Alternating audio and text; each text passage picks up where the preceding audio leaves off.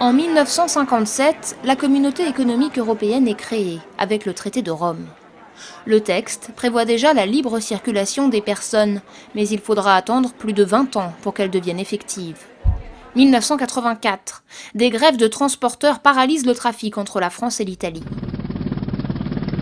Cet après-midi, l'autoroute du Soleil était fermée à partir de Fontainebleau à cause d'un énorme bouchon situé à Beaune. La raison du mouvement est d'une part l'attente en douane qui est inadmissible. Des contrôles frontaliers jugés excessifs alors que le trafic entre la France et l'Italie s'est considérablement accru.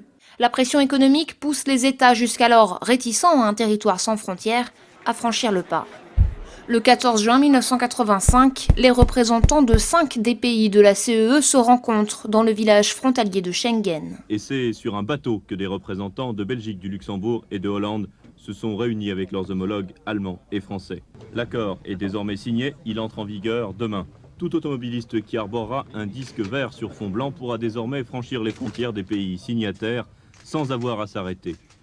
L'accord de libre circulation qui deviendra effectif en 1995 pose les bases de la politique migratoire intra-européenne. L'espace Schengen, petit comité de 5 pays, s'élargit progressivement pour compter aujourd'hui 26 États membres, soit plus de 400 millions d'Européens qui peuvent se déplacer avec une simple carte d'identité sur plus de 4 millions de kilomètres carrés, dans 22 des 28 États membres de l'Union européenne, et dans 4 pays membres de l'Association européenne de libre-échange, l'Islande, la Norvège, la Suisse et le Liechtenstein.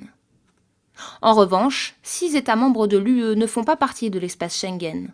4 d'entre eux ont signé l'accord et attendent le feu vert des autres États pour devenir membres. 2 autres ont choisi de ne pas y adhérer, l'Irlande et le Royaume-Uni. L'adhésion à l'espace Schengen implique la disparition des frontières entre les pays membres et donc la libre circulation des personnes dans la zone. Les contrôles des frontières extérieures sont eux renforcés sur 44 000 km de frontières maritimes et 9 000 km de frontières terrestres externes à la charge des pays qui se trouvent en bordure de l'espace Schengen. Depuis 2004, l'agence Frontex soutient ces États dans la gestion des frontières extérieures et organise des opérations conjointes de surveillance pour contrer les flux migratoires illégaux. En 2014, plus de 280 000 tentatives d'entrée illégale ont été détectées, un nombre record nourri par l'exode massif de réfugiés syriens. Le renforcement des frontières peut aller très loin. Certains États membres de l'espace Schengen ont même érigé des murs.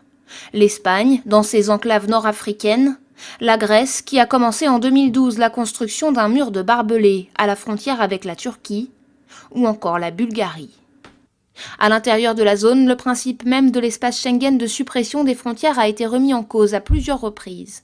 Voilà ce qui fait hurler la France. Des centaines de migrants venus de Tunisie et de Libye débarquent chaque jour sur la petite île de Lampedusa au large de l'Italie. Depuis la semaine dernière, le gouvernement Berlusconi leur distribue des papiers.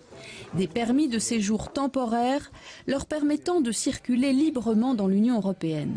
Ainsi, en 2011, Paris et Rome se sont trouvés en conflit au sujet de Schengen face à l'arrivée de milliers de personnes fuyant les tensions du printemps arabe.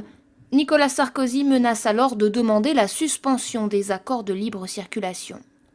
Le rétablissement des contrôles aux frontières est prévu par les dispositions de Schengen, mais de manière temporaire et dans des circonstances exceptionnelles. Comme en Allemagne, lors de la Coupe du monde de football en 2006, pour éviter l'afflux de hooligans.